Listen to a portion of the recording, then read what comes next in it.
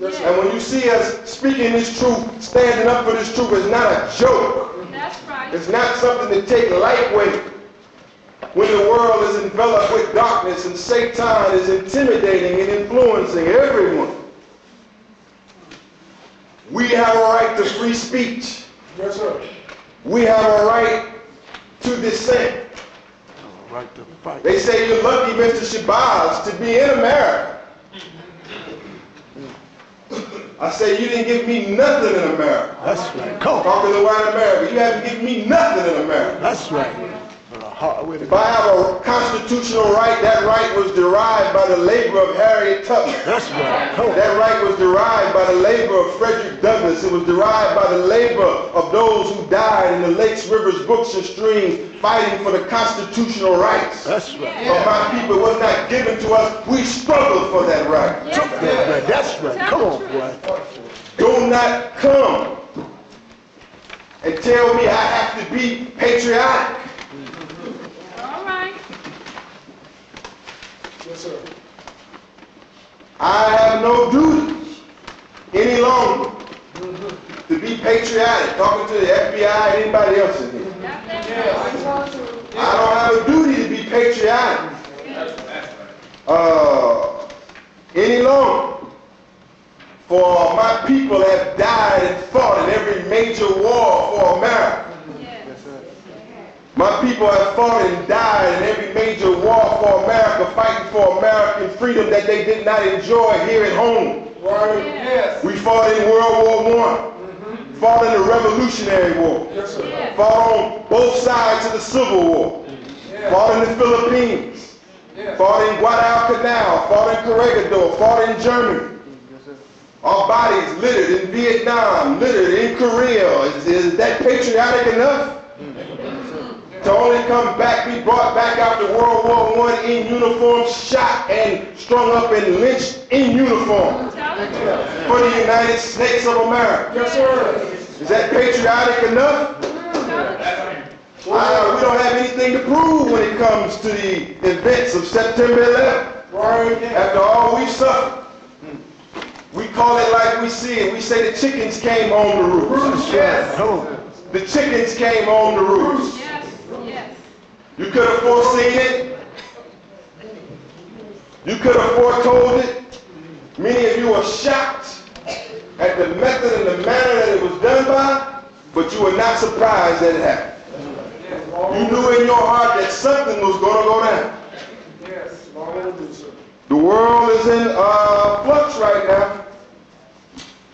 You say that's an extreme statement. When I say the chickens have come home to roost, 70% of the American public, according to a poll that was taken in November of last year, 70% of the American public, regardless to race, said that the events of September 11th were a result of the United States foreign policy. That's correct. Now, is that me talking or is that the American public talking? They say that 70% of the public say the result of a U.S. foreign policy and U.S. support of the so-called state of Israel. That's right. Yes. Let's look around the world. Afghanistan. It's up in flux and in confusion. Our brothers and sisters are hunkering down in Baghdad. They got their gun sights targeted on Baghdad, targeted on Iraqi people. Yes, sir.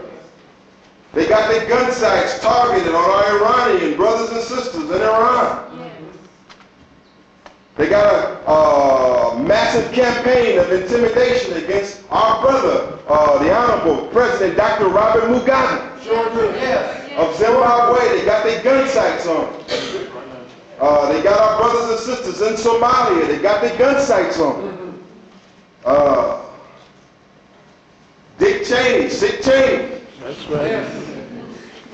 He's running around the world, globetrotting, trying to get his support for his evil and wicked plans of war. Things are going on the earth. I want to know where you are. Yes. I want to know Muslims. I want to know black people. I want to know revolutionaries. I want to know where you stand today. Right. Yes. In a time, in the changing of the guard of the world. I believe I'm with some brothers and sisters who are taking a stand today. Yes. I believe that there are some who believe in the jihad, in the holy war of the righteous against the wicked. Yes. And when I speak of a jihad, of a holy war of the righteous, I'm talking about all of the righteous. Yes. I want to talk to you in a few moments about unity as well to the Muslims. I want to talk about unity.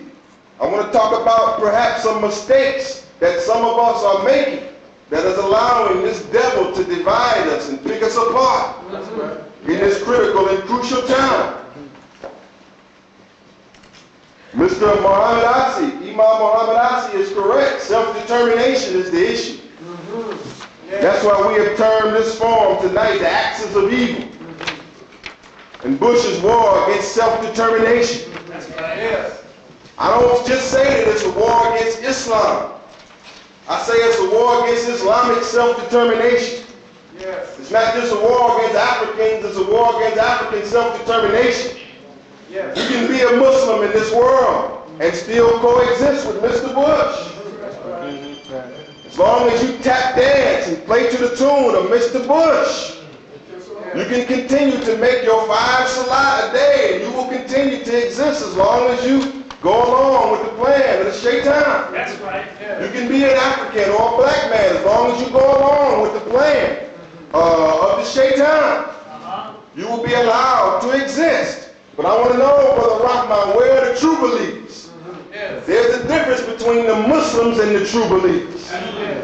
There's a difference between the Christians and the true believers. There's a narrowing. There is a smaller percentage of those who know the truth and are ready to stand on the truth and are ready to die and kill in pursuit of the truth. Yes, sir. Like power. Allahu Akbar. This devil, Yes, sir. George Bush, Oh, the nerve of Mr. Bush, Yes.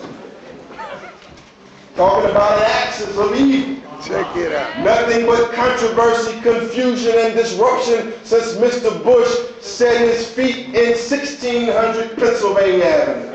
Stole it. Stole Nothing it. but confusion. Can't you see what's going on? Check it out. Clear. He stole the election. Check it out. Outright stole the election. Yes. The masses of the people voted for Al Gore. But Mr. Bush is in the